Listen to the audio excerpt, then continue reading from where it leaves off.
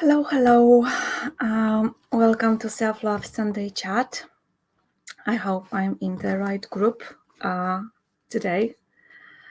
So let us take a moment to check whether everything is working and to give you a bit of time to find me and to find this video.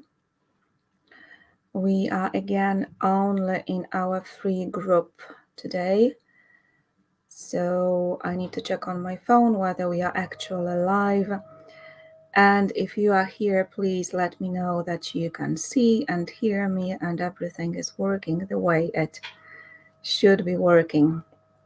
So just say hi or hello or give me like thumbs up so that we know we can be starting. Yes, perfect. And unfortunately, I can't see your name. So there is this little link above this video. If you could give StreamYard permission to use your name and profile picture, then I'll be able to see your name. It's just a link that needs to be clicked. Perfect. So a warm welcome to this Self-Love Sunday chat. And we are going to talk about vulnerability and intimacy and the courage to be ourselves. So this is such an important topic, I think, for now, regarding whatever is going on in the world right now.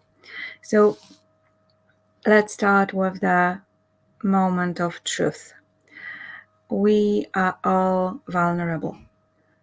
And I think this is where we need to start from. We are all vulnerable, whether we want it or not. We are mortal. We suffer and experience pain. We make mistakes. We all have like weak spots and we all have soft spots, and we all have our inner wounds. So this is true about each and every one of us. And vulnerability is universal. It's not just you, it's everyone. Kind of being human means being vulnerable.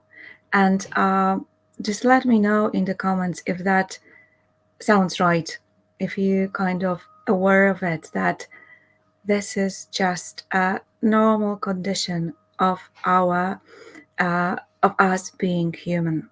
So this vulnerability is very much connected with feeling safe here in the world. And also we are biologically like predetermined to hide these vulnerabilities like any animal in the world. Yes, we this is about our basic survival instincts.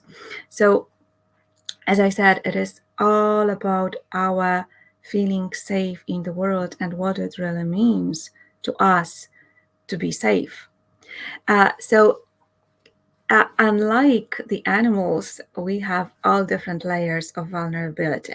So it's not only biological, but it's also like emotional, and it kind of exists on two different levels. So let's start with this like basic division here. So Joan Rosenberg, who is like a great expert on emotions, she actually considers vulnerability to be one of the 8 basic emotions that we all experience. And she divides vulnerability into 2 different categories. So the one is this non-conscious vulnerability, and this is very much connected with our innate biological response to danger. So it is again tied to the notion that we are all vulnerable as human beings, that we can be hurt, and that we have very little control over some of the things that can hurt us. So this kind of vulnerability, biological one, is always here. And this is very much connected with neuroception. Like for those of you who are in the inner circle, you know that neuroception is this subconscious process that is happening all the time below the level of your conscious awareness, and it is your nervous system scanning the whole environment all the time, every second of your life.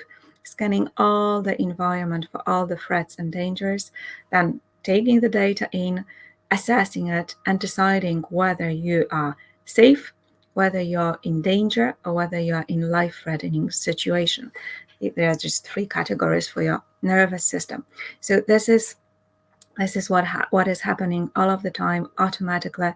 And the moment someone enters the room, within like a few seconds after seeing them, you have a neuroception of whether the situation is safe or dangerous or life-threatening, and you send and receive signals of welcome, please come closer, it's okay, yes, or warnings, and you like kind of withdraw or start to protect yourself. So this is happening all of the time, and this kind of vulnerability is because of that is always here. Now, normally we are not very aware of that, and we kind of live in this false bubbles of safety, yes, that we created around ourselves, forgetting how fragile life really is. But it has been very different for over 2 years, yes, since the COVID started. So when COVID started, this sense of us being vulnerable, the sense of life being very fragile, started to be really heightened.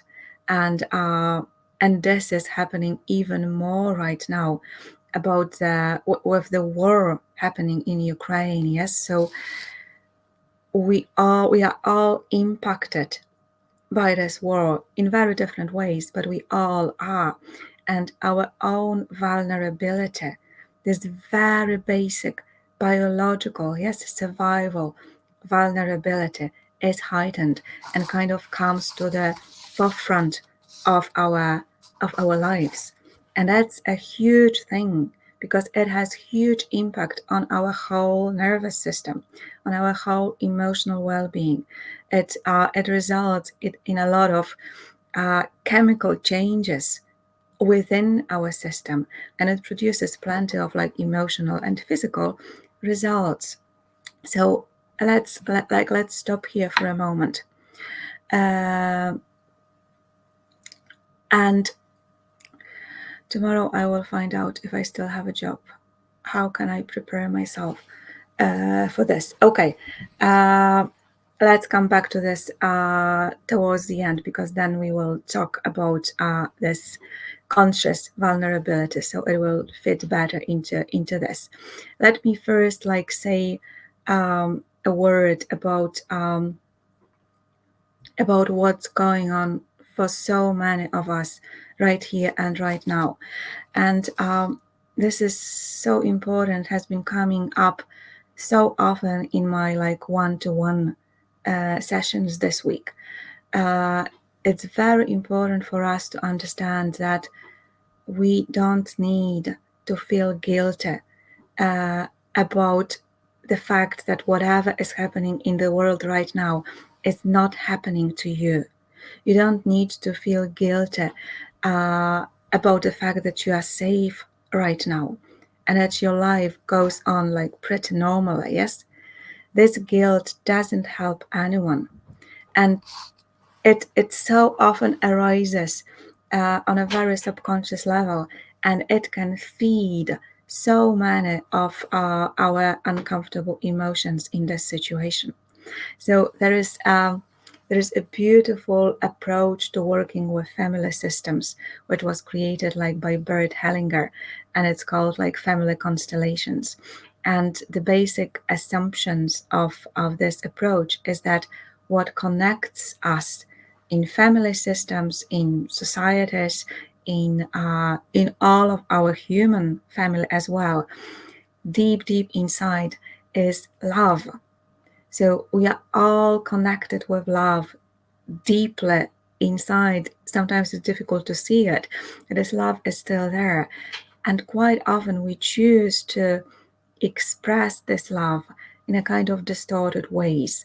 So you can see it quite often in families, for example. If, for example, my mother was very unhappy in her relationship, yes, she really suffered. I, because I love her so much and I want to be loyal to her, I can choose to create the same thing in my own life.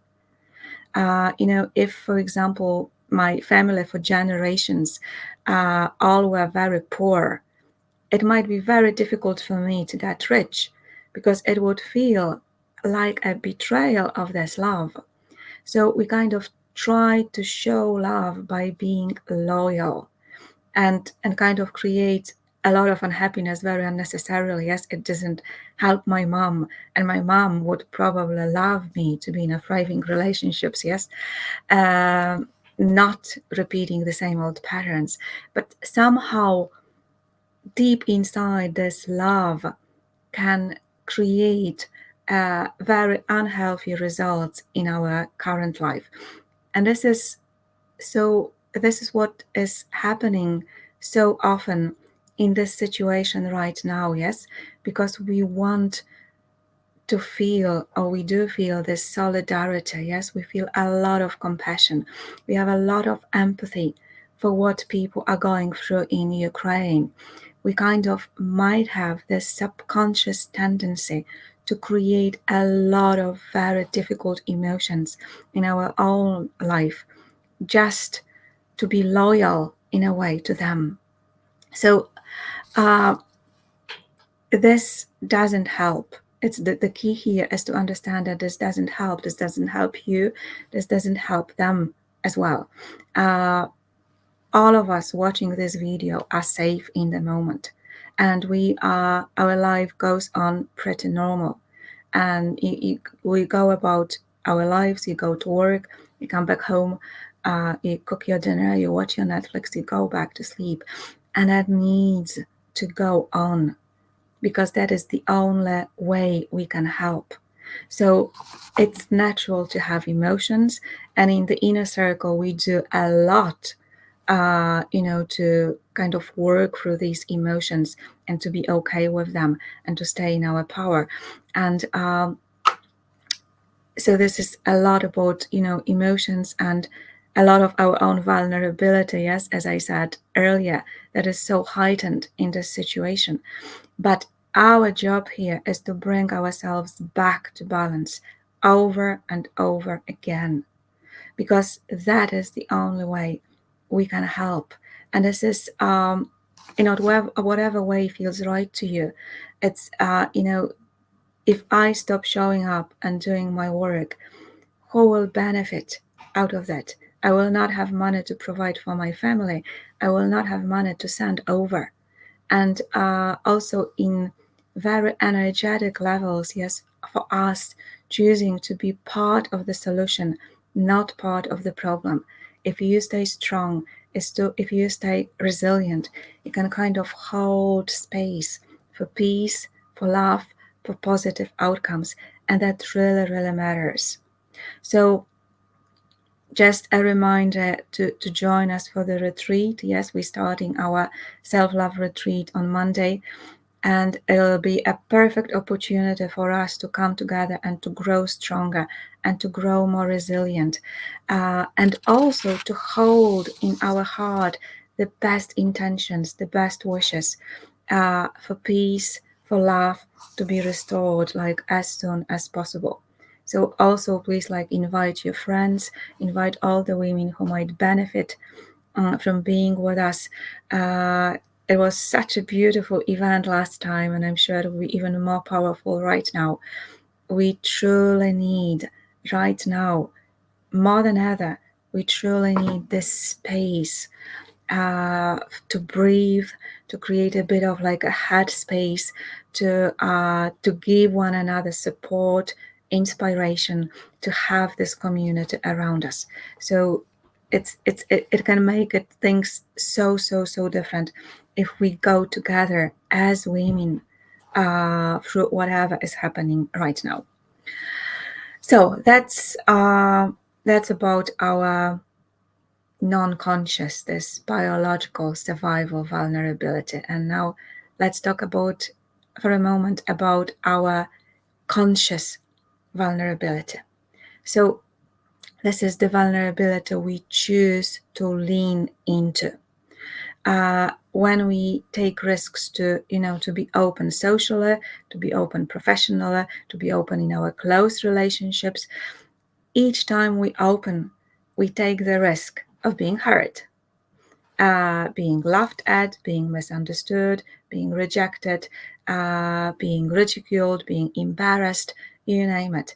So anything from public speaking to speaking up at a meeting to sharing your deep emotions with your loved one, all this can trigger your own vulnerability and can potentially lead to you being hurt. Expressing your emotions, anger, disappointment, sadness, as well as expressing love and care and tenderness towards someone. It can all make you feel very vulnerable. And of course, like we have all been there, right? Like we have all been rejected and laughed at and misunderstood and not treated seriously. So we know how it feels, and it sucks, right? So we try to protect ourselves from it by putting all of these defenses and armors, shields and masks, so that we can feel safer.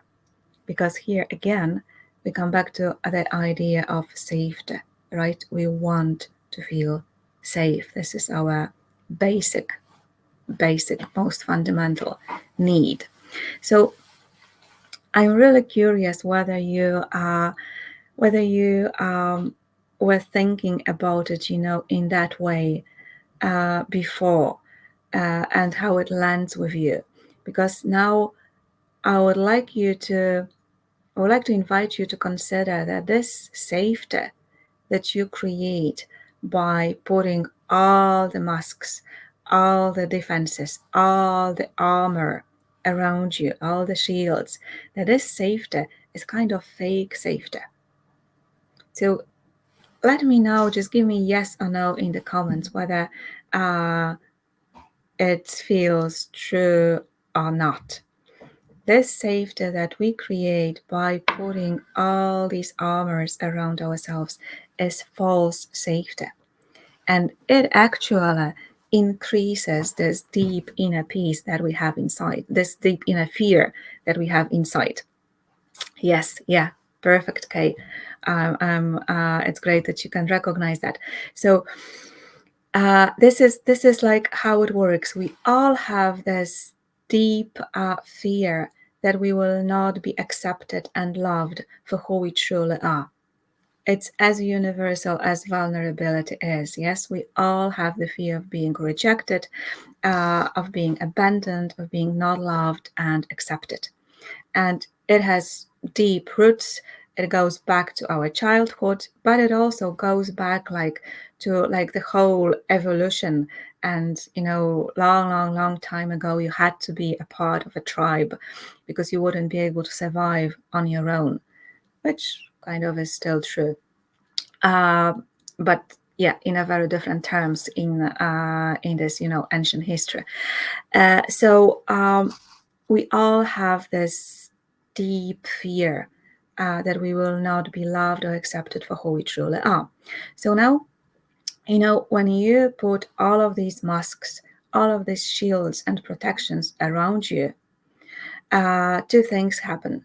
One thing that happens is that you start to be afraid that the truth might come out. And you have to put a lot of energy into kind of maintaining this facade that you have built. And then, of course, all the love, all the acceptance, all the sense of belonging that you are getting from people around you kind of feels fake, right? Because you know that what they are seeing, what you're showing them, is just this mask, just this facade that you have built. So still, you don't feel loved and accepted the way you would love to be for who you truly are. So it might feel safer in the moment, but long term, you end up feeling, lonely, disconnected, and distant. and the fear grows. So in that sense, this is this is just a false safety that you have around you, and deep inside that the bubble can burst really anytime. And also, due to thanks to all the discoveries in neuroscience, we now know that the moment you put a defense around you, the moment you put a mask around you, other people pick it up. Their nervous system registers it, and they register it as a discomfort in their own body. So they tense in response to this as well. So now you have, your nervous system all in the protection mode, and their nervous system as a reaction in the protection mode as well. And when neither your systems are in the protection mode, no real connection is possible. Your nervous system has three modes: there's safety, which is connection, and it is protection, which can be either fight or flight, or freeze or collapse. But whenever there is protection, no connection, no deep inner connection is really possible. So there is no intimacy here, right? No deep sense of being connected to another person, no deep inner sense of safety. So that is one thing. And another thing that I would like to point out here, and this is a tricky thing, so please bear with me and try to check in with yourself whether you recognize it or not. So quite often we also use what we can call a fake vulnerability. So this is all the situations when we use vulnerability, as a way to protect ourselves. So all the situations when you when you feel like you're the victim, when you play small, when you kind of go into helplessness, when you're being emotional just in order to get acceptance, approval, and love from other people. And this happens more often that you would imagine. It does. And I know it's tricky because it's very difficult to recognize and admit, even more to admit, yes, that we are doing this.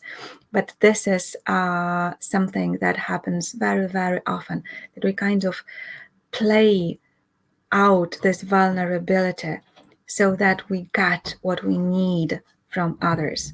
And I used to do it for years. So right now, I know it very well. And I just want to tell you one story, and let me know if you can recognize this in yourself sometimes. It's it's great courage always to admit that you can see some of these automatic patterns in yourself. So it happened it was one of the most embarrassing and painful moments in all the therapy that I went to through all of these years. So I was very young at the time. I was maybe 25, and we had one of these exercises that you often do in group therapy, that you all stand in the circle, and then there's one person inside the circle, and this person inside the circle goes to each of the persons in the circle, faces each of them one in a row, and they are supposed to tell this person something. Maybe they are supposed to tell them one thing they really like about them. So you go from one person to the next, and each of them tells you one thing that they really like about you, one thing that they really appreciate about you. So that's a light version. So on that day, that was a hardcore version of this exercise, and we were supposed to tell the person one thing that really annoyed us about them. So I was in the circle, and I'm sure I heard a lot of triggering things. I can't remember any of them I just remember one, and this one really changed my life. So there was this guy that really triggered me anyway. But then in this situation, during this exercise, when I was like standing in front of him, and we were of course supposed to keep the eye contact and be very much, in contact while doing this, and he said, and I'll never forget this. And he said, it really like it drives me crazy that you're so helpless. You're just crying and helpless and crying and helpless and crying and helpless all the time. And like, really, believe me, I just wanted to die on the spot. It felt like so much more that I could have taken in that moment, because I genuinely felt helpless. And if you have ever felt helpless in your life, I'm sure you have, you know that this is the moment when you feel very, very vulnerable. And it's just, you need to hear something completely different than somebody being annoyed with you being helpless. But that actually helped me so, so, so much, because I was able to see through, and I was able to notice this pattern, how I used my feeling of helplessness to get the approval, to get the love, at least to get the attention and some pity from people around me. So that helped a lot. So this is not true vulnerability. Yes, this is, we can call it like fake vulnerability. It is, again, one of these patterns that we use to get what we need from others. But that's not true vulnerability. True vulnerability is more about courage. Yes, true vulnerability is the courage to show up and to be seen for who you truly are. So let me know how this resonates and whether that sounds familiar, and whether you can maybe find some ways in which you can use this like fake vulnerability just as a defense mechanism. All right, and just in contrast with that, I want to tell you a story that Pema Chodron tells in one of her books, because it brilliantly illustrates what true vulnerability is. And Pema Chodron is a beautiful Buddhist teacher. So if you don't know her, you might check her out. It's there's plenty of video on YouTube, and it kind of be very soothing and calming to listen to her. So this is a story about a young man that was one of these, tough and rough man that, pushing people around and very much with this attitude, I'm the meanest guy in town. And there was some criminal activity that he was involved in, I believe. So anyway, he was sent somewhere into to an event in Colorado mountains, to work things through. And there was like a gathering of Tibetan teachers over there, and they were having, a big event. And this event, at the end of this event, it was a tradition for the master teacher to sing a Shambhala anthem for all these people gathered there. So it was happening outside, and he had a microphone, and it was a dreaded moment by all of the teachers, because they all knew that this master teacher would sing this Shambhala anthem in a very high-pitched and squeaky and cracking voice. So everybody was like, cringing and awkward, and they knew it was going to be like a terrible experience. But anyway, when he started to sing, and this voice, you can imagine this voice like spreading over all the like vast open space, and everybody like like cringing inside and feeling a bit awkward. This young man, he just broke down and started to cry. And he was really, really deeply emotionally moved. And when I asked him later, he said that this was the bravest thing he has ever seen in his life. And that this man, this master teacher, he said, this master teacher is not afraid to be a fool. And that created a huge, huge change into his own life, because he was able to see through all the masks that he has put on himself in order just not to be seen as a fool. And this is what we all do. So this is the question for you right now, just to stop for a moment and to see, what do you do? How do you push yourself?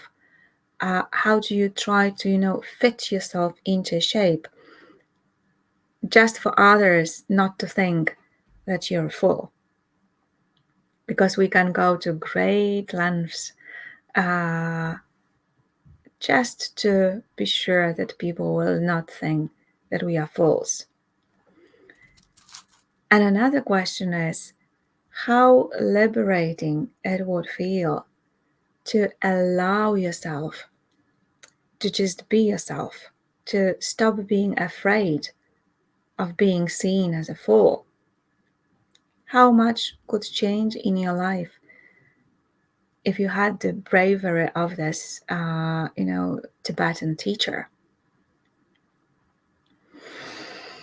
Yes. So this is where choice comes in. Yes, we all have the choice to be vulnerable or to protect and shield our vulnerability. And the truth is that unless you take some risks here, you close yourself to love and friendships. And this is, of course, closely connected how we process our emotions and how able we are to stay in charge of our emotions, how able we are to embrace even the most challenging emotions as well. And that is a huge part of what we are doing in the inner circle, of course, yes, just building our emotional strength and emotional resilience so that the fear of us feeling our own emotions does not stop us from engaging in life and engaging in relationships the way we would love to engage. So the most important question for today is, do you recognize your own defenses? Do you recognize the masks you put on yourself just to make yourself feel safer? And do you recognize all the shields, like you put in place just to keep yourself more protected? Jan says, I have found I'm more willing to look foolish the more I love and believe in myself at the core level. Yeah, that's so true. And that's very much about looking through like all these emotions that are on top of all this. So so that's one question, whether you can recognize all that. And then another question that is very helpful to explore, especially as you go through your days, is what happens when this vulnerability comes up, when you start to feel a little uncertain, a little self-conscious, a little shaky or threatened. What do you do? What's your automatic reaction? Because once we start to recognize, when we start to pay attention, notice and recognize, it becomes much more easier for us also to break free. And in the inner circle, we are going to have, we always have these practices of the week. So this week, tomorrow, on Monday, we'll have a beautiful practice that will allow us to become, to get to know our vulnerability a bit more and to befriend it a bit more as well. So there is like a beautiful practice that you can do just as you go through your days, as you go into all of these, triggering situations, just to be aware of what's really going on here and how maybe you can create a bit more freedom around it. And it's all about, Hansa says, I tend to join, but then the Facebook said 1:30, so I just joined, but I looked like I missed the live. Yeah, we always starting at 10 o'clock, so I'm not sure what's, the Facebook said what, like 1:30? Oh God, maybe something's wrong with the event again. Sorry for this, Hansa. No, we are always here at 10 o'clock. So this practice is all about, as Tara Brach calls it, like meeting your edge and softening into it, and meeting your edge and softening, and again meeting your edge and softening, so that instead of what we instinctively do, like we pull away, we fight, we try to distract ourselves, we can actually choose to stay in the moment and soften a bit and allow ourselves to feel this vulnerability that is there, like anyway, and also to show this vulnerability to others whenever it feels appropriate, because your vulnerability, like in truth, is your portal to freedom, is your portal to aliveness, is your portal to creativity, spontaneity, and it's also your doorway to having close, intimate relationships that you long for so much. It's your doorway to feeling loved and accepted, and to have this sense of true belonging. And also, very much, it is your doorway to allowing yourself to be truly and unapologetically yourself. And this is also something we long for so much. So, if there is just one thing that you are going to take out from this chat today, I would like you to take this idea, this sense, or even just being open to the possibility that allowing yourself to be vulnerable will actually make you stronger.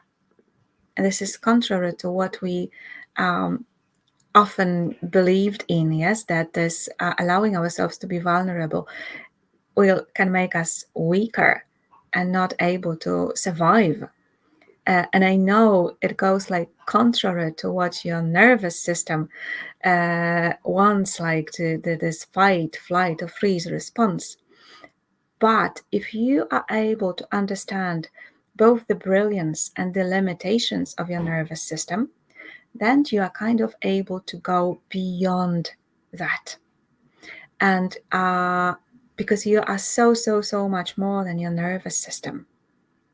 And it is only when you are able to be present with whatever is happening with your nervous system, you are kind of able to be present for what else is here right now.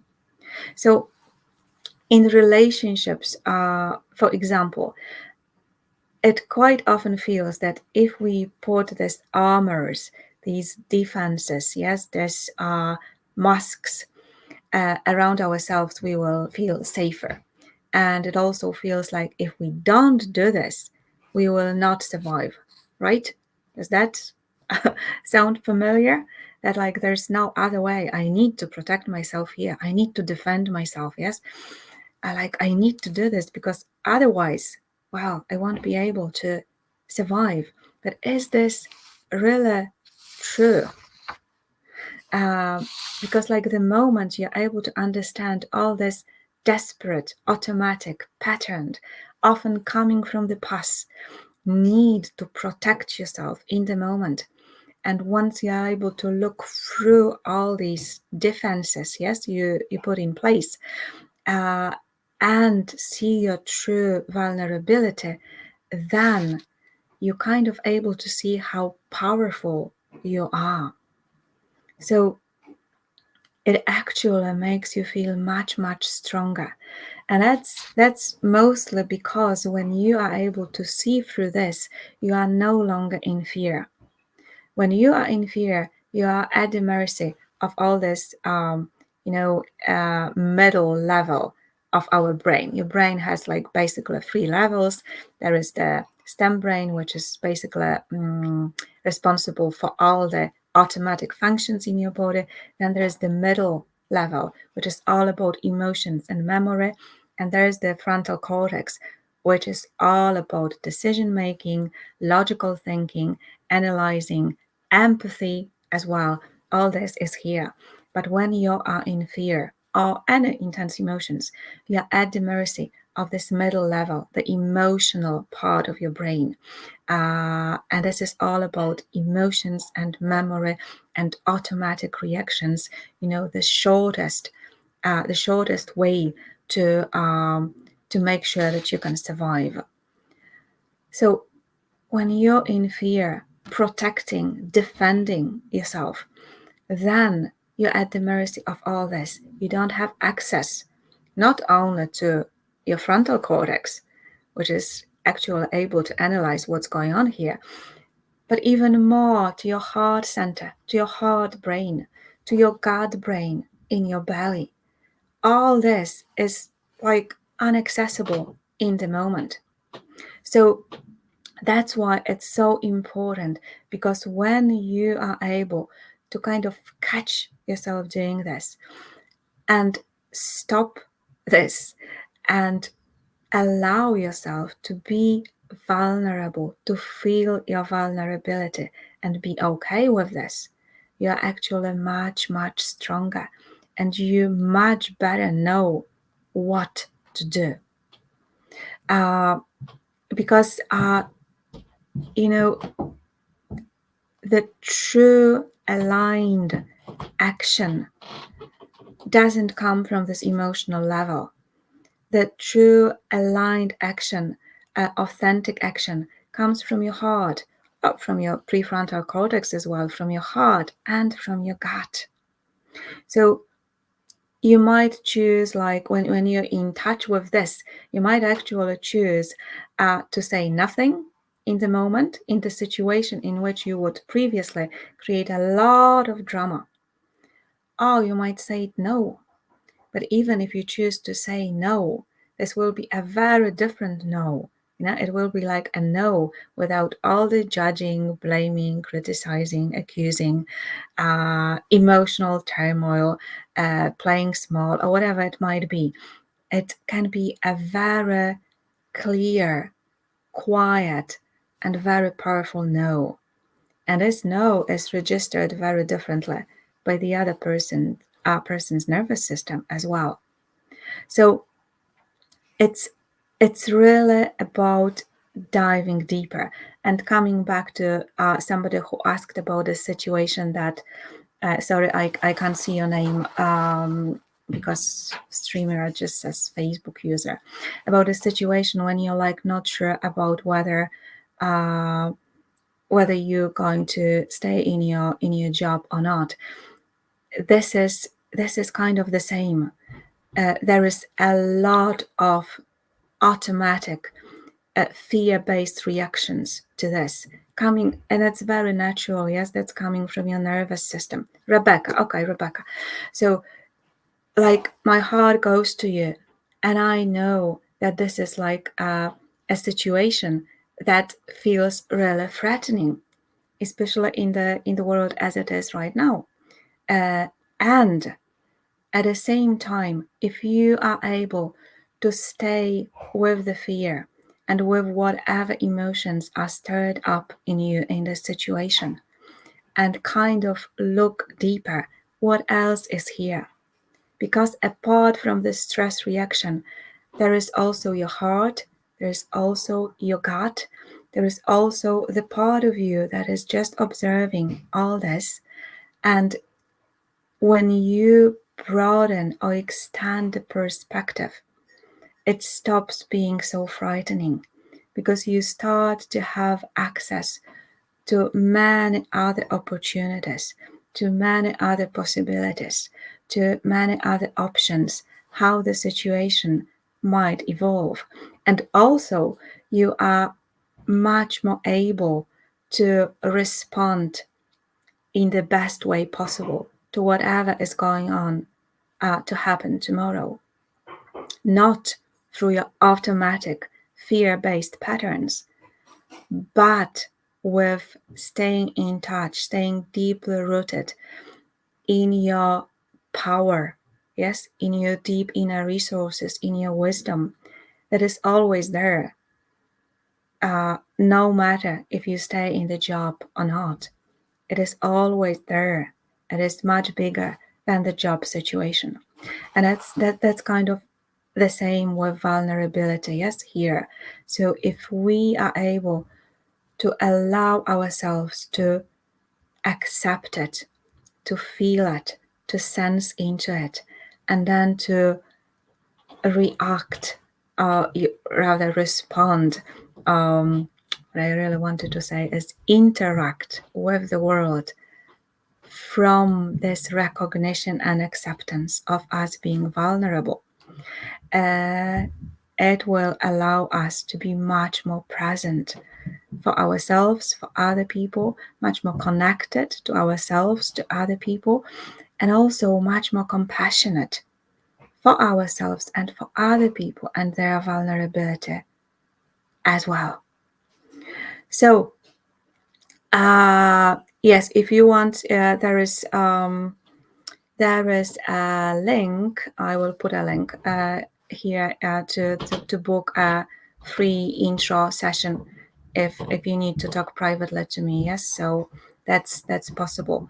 Of course, or maybe send me like a private message, and I'll send you the link to book a free intro session or clarity call, and then we can have a chat.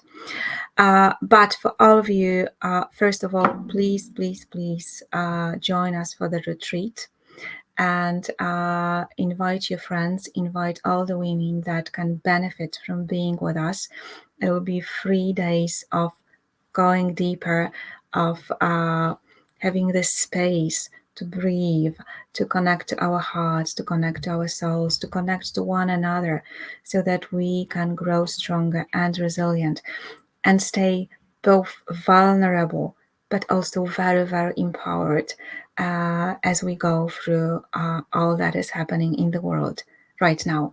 And thank you very much for being with me today.